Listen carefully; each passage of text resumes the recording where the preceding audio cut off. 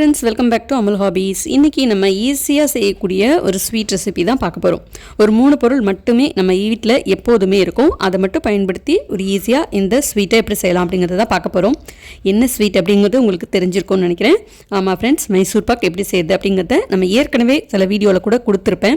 அது டிஸ்கிரிப்ஷன்லேயும் கொடுக்குறேன், செக் பண்ணி பாருங்கள். ஓகே ஃப்ரெண்ட்ஸ், வாங்க இந்த ஸ்வீட்டை நம்ம எப்படி செய்யலாம் அப்படிங்கிறத வீடியோக்குள்ளே போய் பார்த்து தெரிஞ்சுக்கலாம். அதுக்கு முன்னாடி நம்ம சேனலை யாரும் சப்ஸ்கிரைப் பண்ணலன்னா சப்ஸ்கிரைப் பண்ணிக்கோங்க.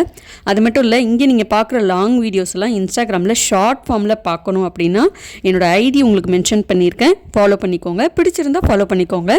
அது மட்டும் இல்லை, இங்கே நீங்கள் பார்க்காத நிறைய ஷார்ட் வீடியோஸ் நீங்கள் அங்கே பார்க்கலாம். பிடிச்சிருந்தால் ஃபாலோ பண்ணிக்கோங்க. இப்போ வாங்க நம்ம இந்த ரெசிபி பார்க்கலாம். ஃபஸ்ட்டு மைசூர் பாக் பண்ணுறதுக்கு நான்ஸ்டிக் கடாய், அப்படி இல்லைனா அடிக்கனமான கடாய் எடுத்துக்கோங்க. 2 கப் அளவுக்கு கடலை மாவு எடுத்திருக்கேன். இந்த 2 கப் கடலை மாவை நல்ல கடாயில் சூடு ஏறுற அளவுக்கு வறுக்கணும். லைட்டாக சூடு ஏறினதுக்கப்புறம் வாசனை வர ஆரம்பிக்கும், சின்ன சின்னதாக கட்டி விழ ஆரம்பிக்கும். வறுபட கொஞ்சம் கொஞ்சமாக இந்த மாதிரி கட்டி விழ ஆரம்பிக்கும்.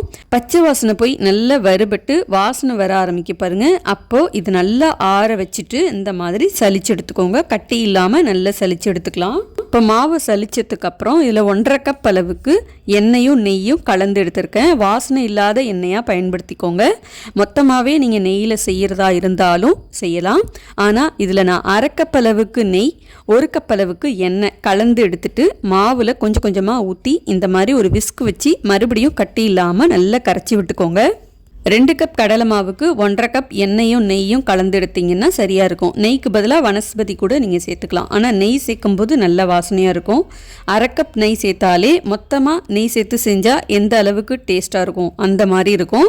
ஸோ இந்த மாதிரி நீங்கள் ட்ரை பண்ணி பார்க்கலாம். கொஞ்சம் கூட கட்டி இல்லாத அளவுக்கு இந்த மாதிரி நல்லா கரைச்சி எடுத்து வச்சுக்கோங்க. இப்போ இது அப்படியே இருக்கட்டும். ஒரு கடாயில் 2 கப் கடலை மாவுக்கு 2 கப் சர்க்கரை சேர்த்துக்கணும். சர்க்கரை முழுகிற அளவுக்கு மட்டும் தண்ணி சேர்த்துக்கோங்க, நிறைய தண்ணி சேர்த்துற வேண்டாம். சர்க்கரை நல்லா கொதித்து இந்த அளவுக்கு பொங்கி வருது பார்த்தீங்களா? இப்போ நம்ம ஒரு கம்பி பதம் செக் பண்ணணும். ஆரம்பத்தில் பார்த்திங்கன்னா கொஞ்சம் பிசுபிசுப்பாக இருக்கும். அதுக்கப்புறம் தான் ஒரு கம்பி பதம் வரும். சர்க்கரை பாகை எடுத்து ஊற்றுனீங்கன்னா நூல் மாதிரி விழும். விரலால் இந்த மாதிரி தொட்டு பாருங்கள், கம்பி மாதிரி தெரியுது பார்த்தீங்களா?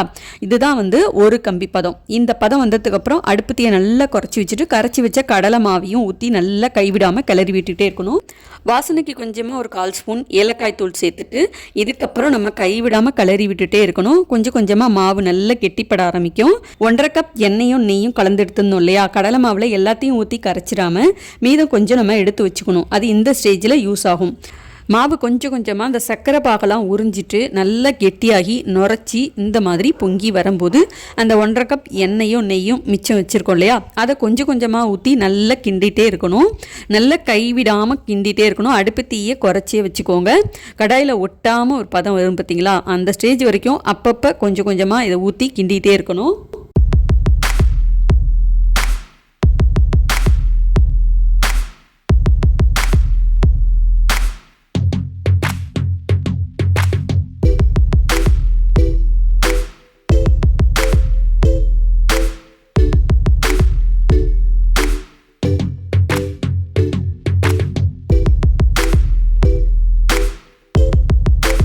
இப்போ பார்த்திங்கன்னா எந்த பக்கம் சுழட்டி விட்டாலும் நல்லா கடாயில் ஒட்டாமல் வரும். அது மட்டும் இல்லாமல் கரண்டியால் எடுத்து ஊற்றுனீங்கன்னா மடிப்பாக விழுது பாருங்கள்.